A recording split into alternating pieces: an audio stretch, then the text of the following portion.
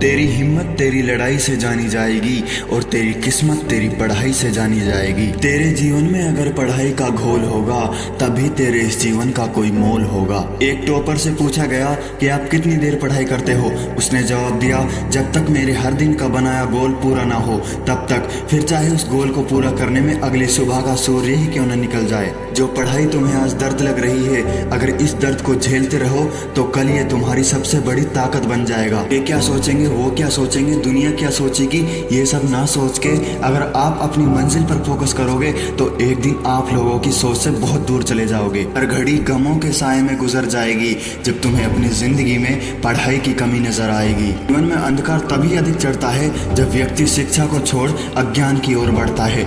इस धरती पर ऐसा कोई भी व्यक्ति नहीं है जिसको समस्या ना हो और कोई ऐसी समस्या नहीं है जिसका कोई समाधान ना हो। मंजिलें चाहे कितनी भी ऊंची क्यों ना हो, उसके रास्ते हमेशा पैरों के नीचे से ही जाते हैं। इसलिए अपनी प्रॉब्लम्स को प्रॉब्लम्स मत समझो, बल्कि सफलता की एक सीढ़ी समझो जिसे चढ़कर ही ऊपर जाना है। उस टाइम पढ़ो जिस टाइम आपका मन करे, उस जगह पढ़ो जहां आपका मन लगे, उन लोगों के साथ पढ़ो जो आपकी मदद करें। अगर आवाज से डिस्टरबेंस हो तो कहीं शांत जगह पर जाकर पढ़ो। सबसे जरूरी चीज, जब आप पढ़ने बैठो तो अपने दिमाग को बिल्कुल फ्रेश रखना। ये नहीं कि किताब पढ़ रहे हैं और दिमाग में कुछ और ही चल रहा है। पढ़ाई करते वक्त हमारा दिमाग हमें बहुत डिस्टर्ब करता है, इसलिए अपने दिमाग को टास्क देकर पढ़ाई करो। दिमाग से कहो कि 1 घंटा मन लगाकर पढ़ने की कोशिश करो, फिर गेम खेलेंगे। इस तरह अगर आप अपने दिमाग को टास्क देकर पढ़ाई करोगे तो ये जल्दी याद करेगा और आपकी पढ़ाई में मन लगेगा। जिंदगी जीना आसान नहीं होता, बिना संघर्ष के कोई महान नहीं होता।